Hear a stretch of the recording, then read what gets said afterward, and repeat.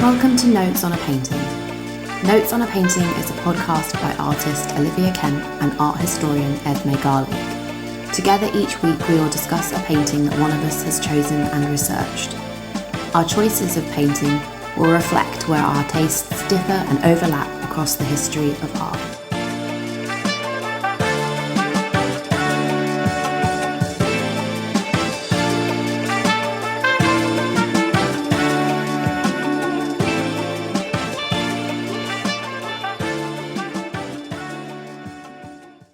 Hello, Hi, how are you?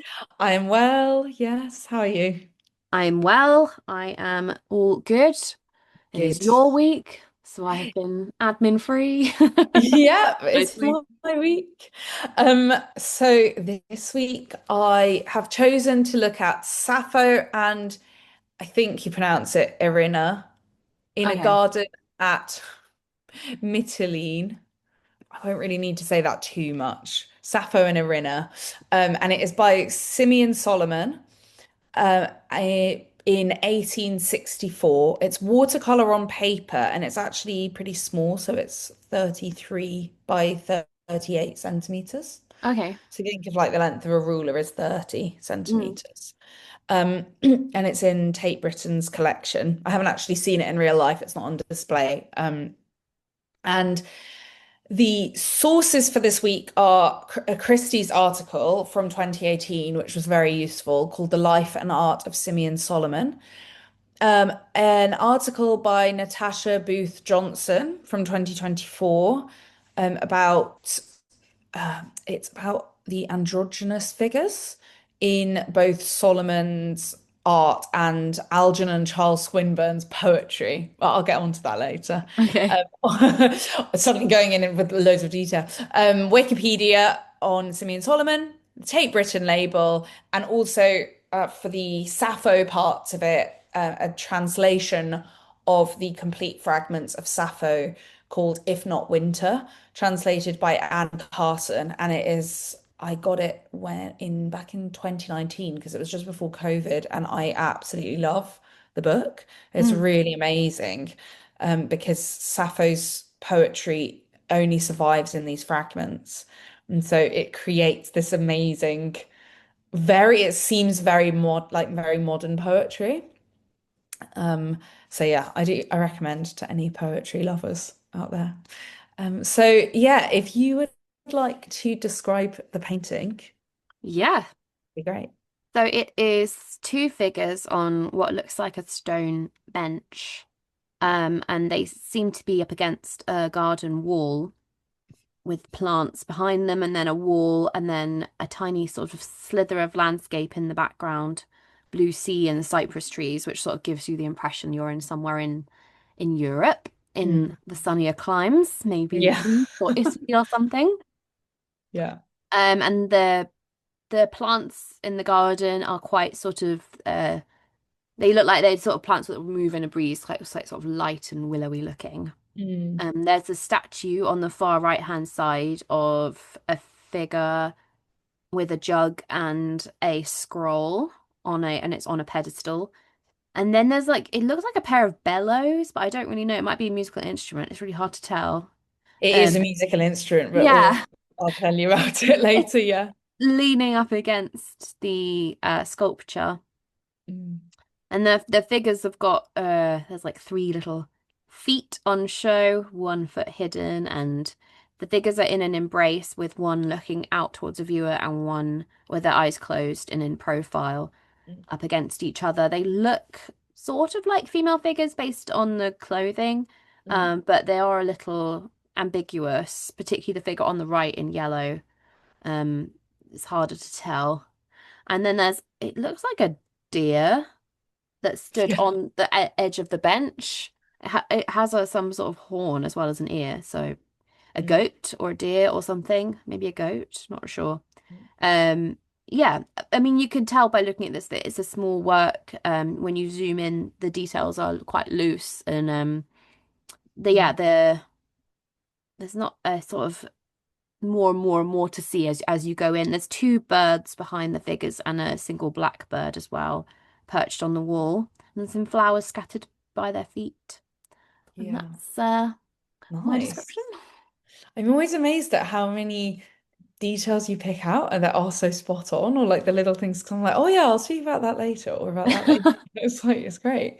Um, yeah, so you are right. So this is of two female figures, actually. So the one who you describe as slightly more like gender ambivalent or ambiguous, with black hair and seen in profile in the yellow dress, that is actually Sappho, Hmm. the Greek, ancient Greek poet, who I'll talk about later, because I'll do the biography bit first. But just to kind of clarify, yeah, so that figure is Sappho, and then the other one who's looking out to us is more like has more feminine features. You'd say, in a pink dress. That is Erinna, who was another ancient Greek poet, and she actually probably came slightly later than Sappho Mm. historically, but here they're imagined as these two.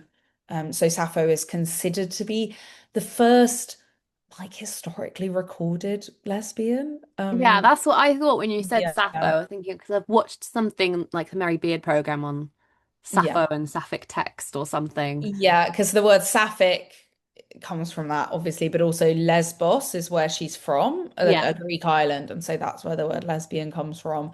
Um, And there's a lot of really interesting history around that, around, the tropes of writing about Aphrodite, which is the statue that, so that the attributes that you described, like the statue next to her, Mm. and I think it's the lyre instrument is also associated with Sappho, and the scroll of poetry. Um, it is interesting though, looking at these historical figures trying to figure out sexuality when, like, I wrote my a dissertation for my undergrad, in Italian literature on a poet from 16th century Siena, and she is apparently this lesbian poet because she's writing these poems for Princess Margherita of Austria. Right.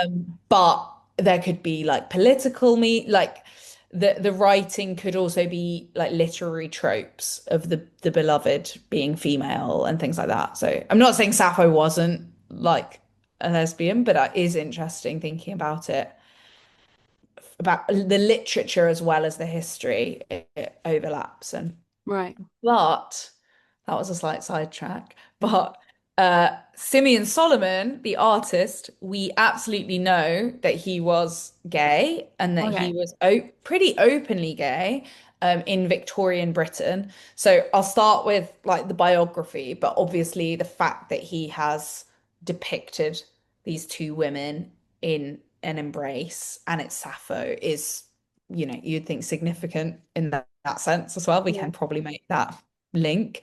Um, so I think I partly chose this painting because I think that link is really interesting and we're not making that up too much. It's not Yeah. too much of a stretch. But Simeon Solomon's life is really fascinating. So yeah, I hope people find it interesting.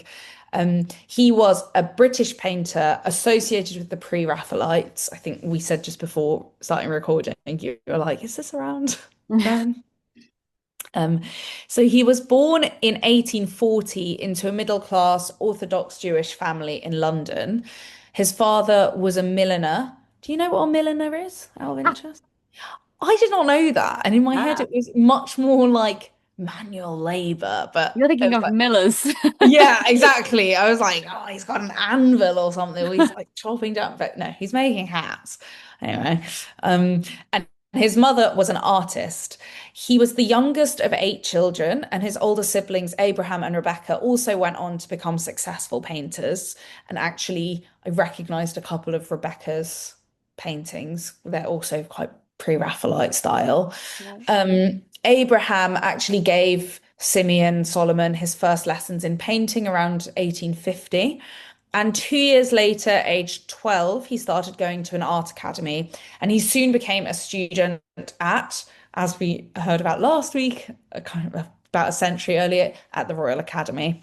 Right. Um, So while he was a student there, he met Dante Gabriel Rossetti, Hmm. who's the leading figure of the Pre-Raphaelites, and other members of the Pre-Raphaelite circle, including Edward Burne-Jones, who went on to call Solomon the best of us all, which gives you a sense of how celebrated he was, even at the Yeah. time among that group. Um, in 1858, so Solomon was aged only 18, he held his first of many exhibitions at the Royal Academy. So he was a bit of a protege in that sense. Why is it that they all start so early? It's like maybe Life was shorter, you got to get going. I don't know. life shorter, teenage years didn't really exist, I Mm. guess, as well at that time. But so although many of Solomon's paintings shared the literary themes which were common in the pre-Raphaelite school, Solomon also painted scenes from the Old Testament and genre paintings of Jewish life and rituals. Mm. So I thought a good example of this was the painting Ruth and Boaz, which is a small pencil and watercolor on paper made in 1862, so 2 years before this painting that we're talking about today was made. And you can really see that kind of detail of the costumes. He was renowned for this perceived authenticity of Jewish costumes and objects and artifacts in his paintings. But over time, his imagery became less overtly religious and more spiritual and mystical, which kind of aligned more with the pre-Raphaelite movement more widely.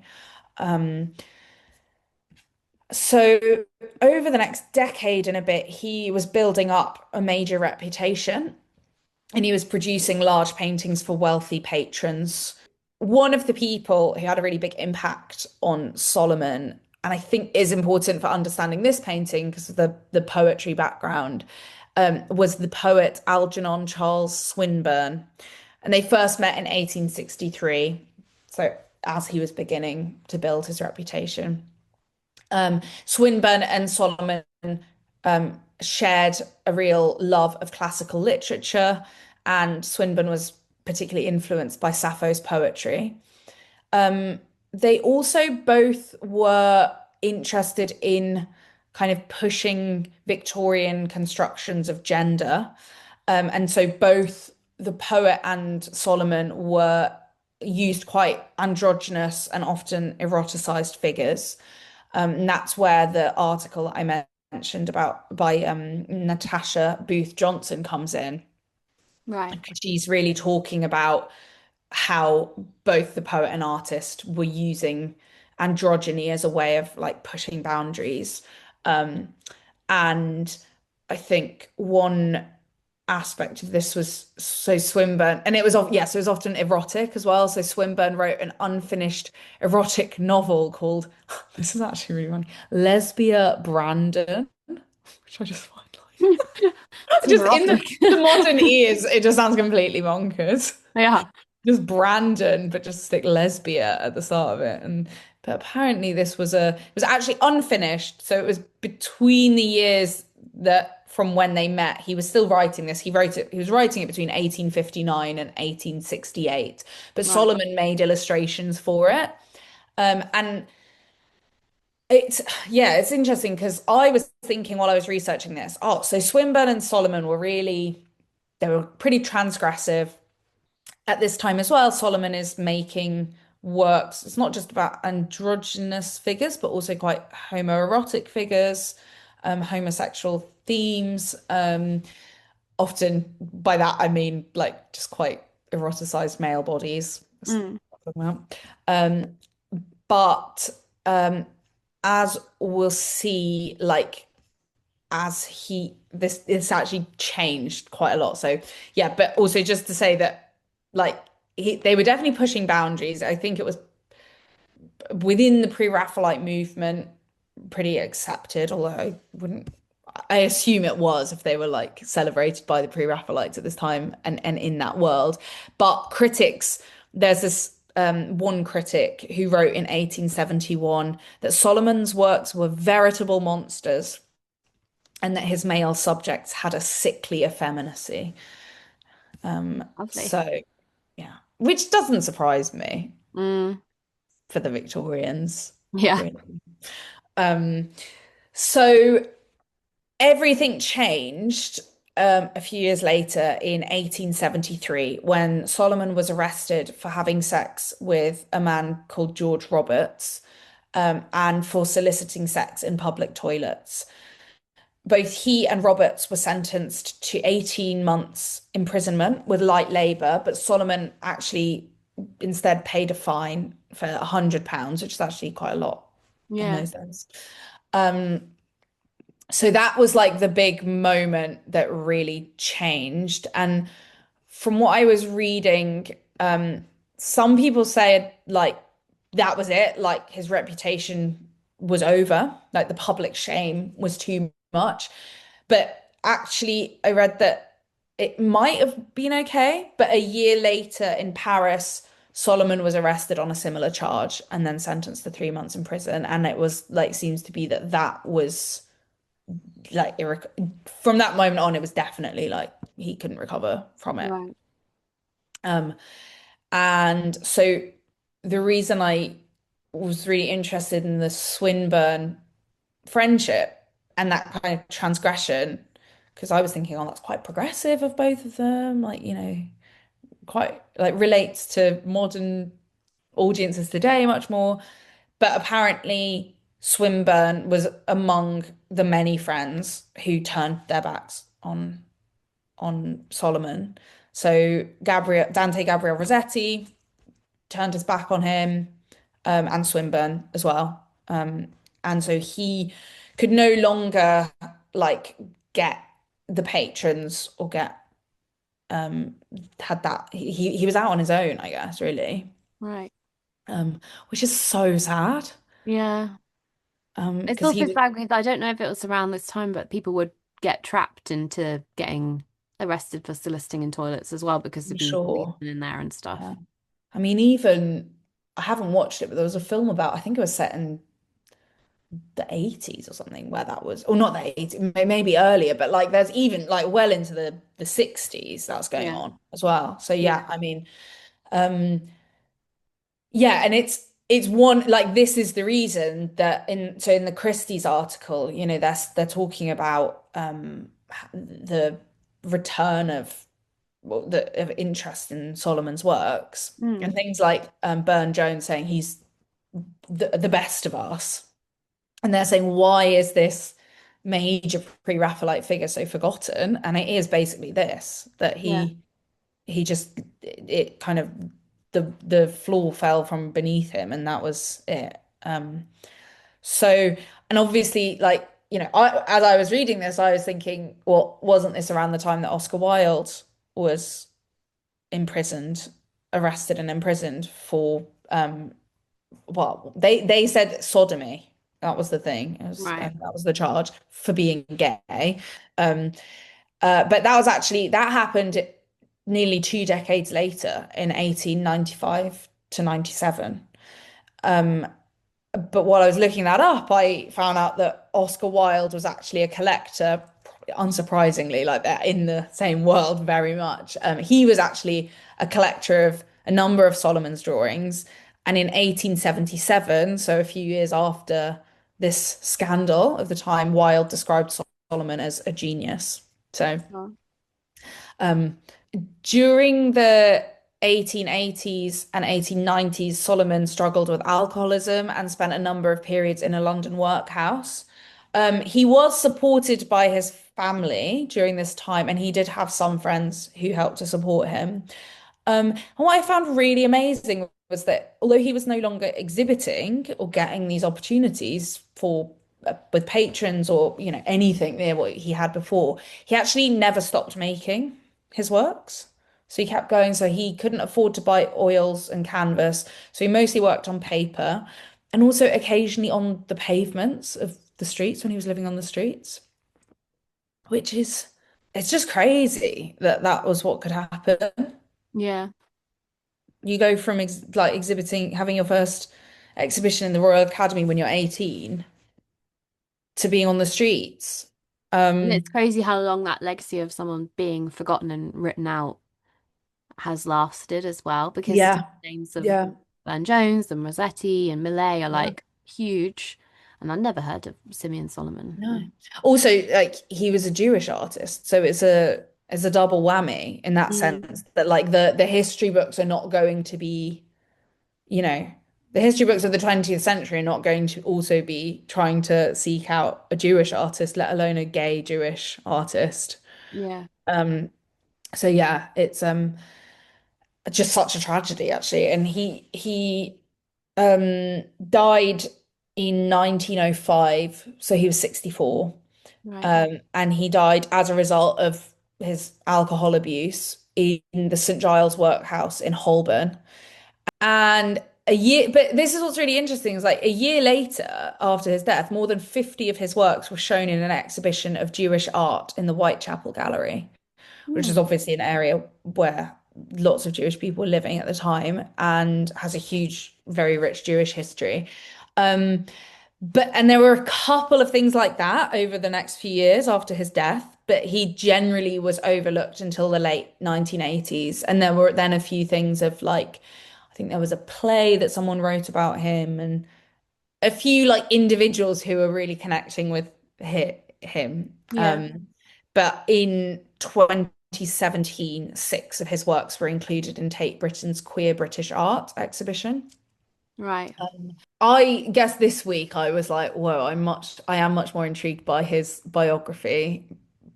But I think understandably in a way, like I'm personally not a particularly big fan of pre-Raphaelite art. Like it's not Yeah. It's what hard, I it's hard to connect with, but just like it fashion, is. art kind of comes in and out of trends, and you find Yeah. ways to get back into that.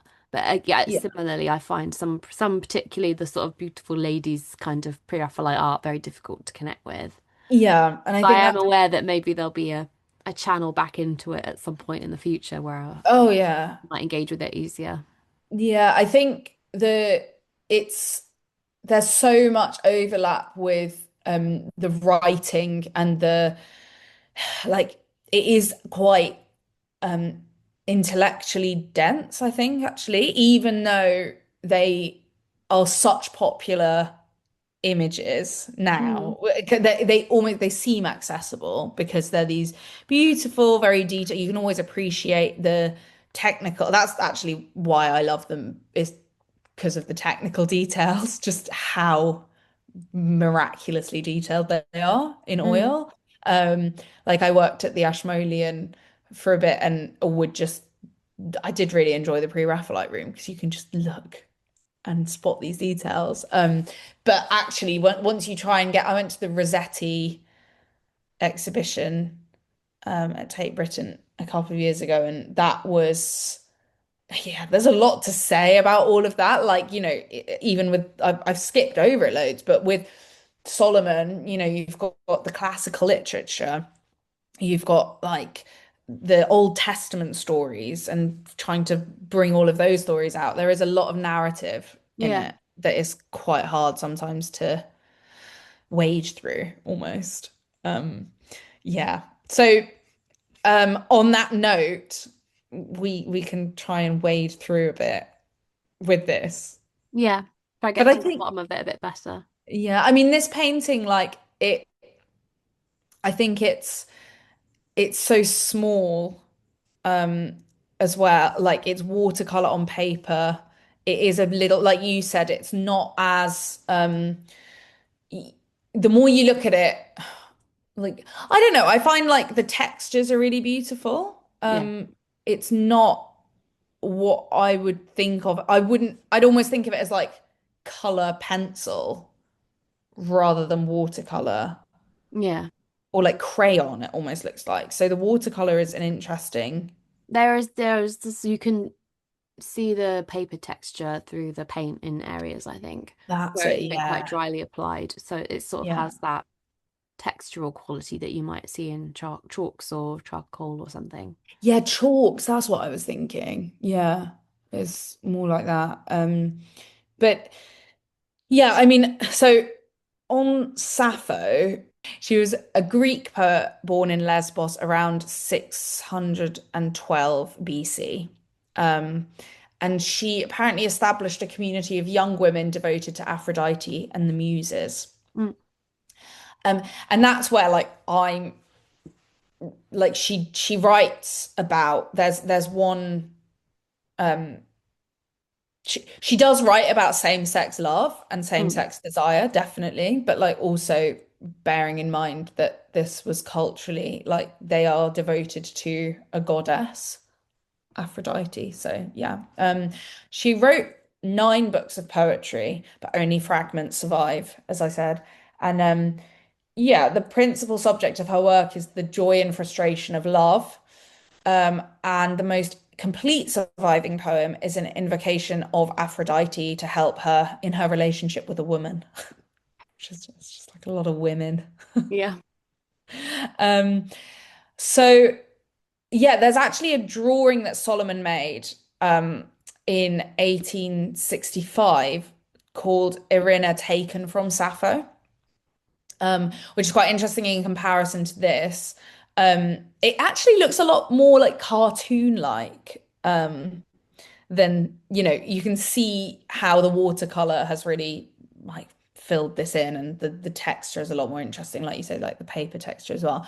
But this drawing is interesting because it shows Sappho kind of like the figure here, but looking very distressed as Erinna is being embraced by a man.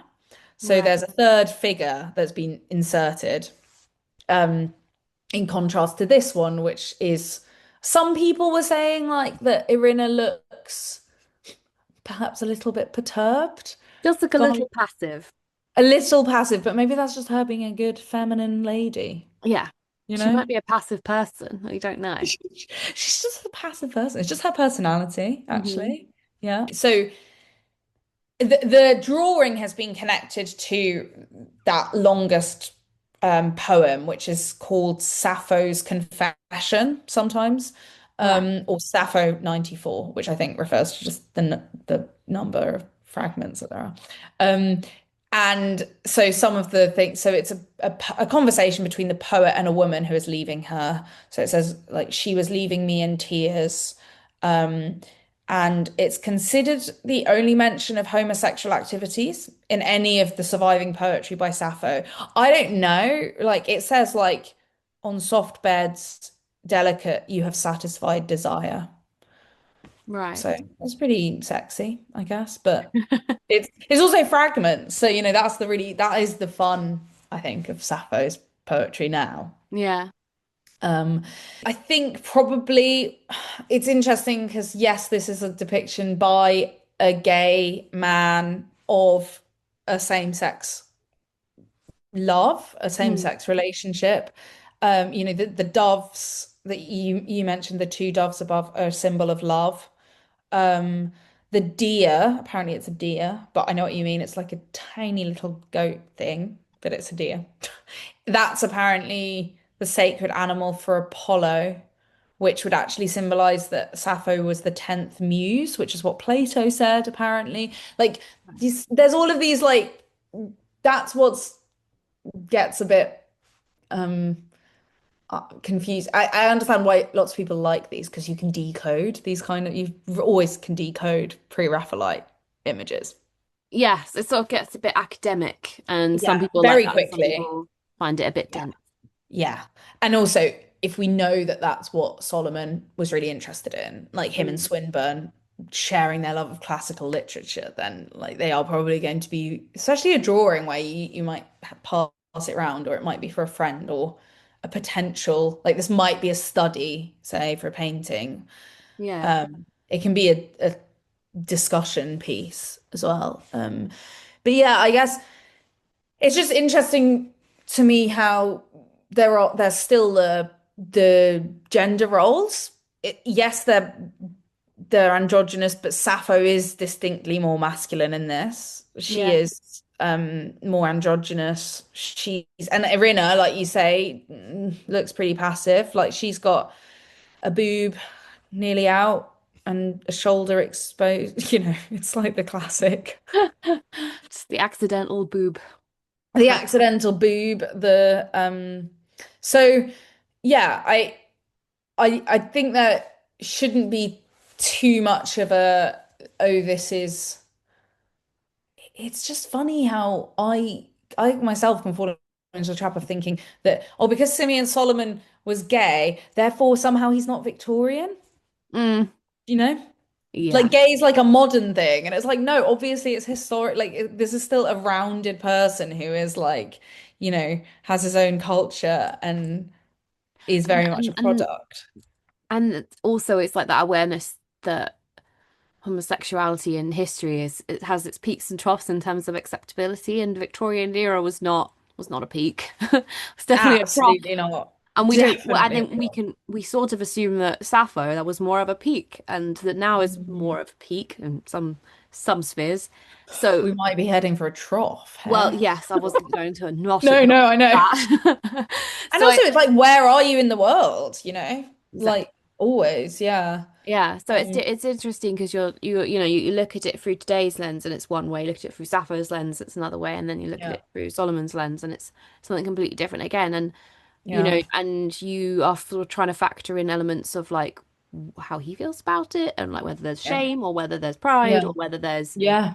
whether this is seen as something erotic or something wrong, or whether he's trying to expel something or whether he's embracing something. It's like Mm, so many different ways of yeah, considering how he's thinking about it, mm, let alone absolutely. how we're thinking about it Yeah, and what its yeah. original intention or meaning even is, because it's just fragments of a story. Mm, It's sort of a lot yeah. of layers of interpretation that's kind of difficult to wade through. On top of the academic nature of it, it kind of becomes Yeah. quite an enigmatic, multiple meaninged thing. Mm, yeah, definitely. But I would say as well that what's really nice about this one compared to other paintings, where yes, they share, they are, you could read um into those paintings like homoeroticism or androgyny or st different ways that maybe his homosexuality was, he might have been expressing it Yeah. potentially. But with this one, what's really nice is you kind of get the double biography, like of Sappho, and then the interpretation of both of those biographies. And I think it's a really interesting way of just exploring like queer histories through an image. And I think that is something that um for museums, like for the exhibition Queer, what was it? Queer British Art. This kind of painting is so useful for that. It's like, even if Mm. that's a little bit, you don't want to do it simplistically. You don't want it to be like, oh, because he was gay, he drew Sappho and that. Because obviously he did so much more than that, and it's so much more complicated, like you were saying. But um, it is kind of a gift as Mm. well at this time.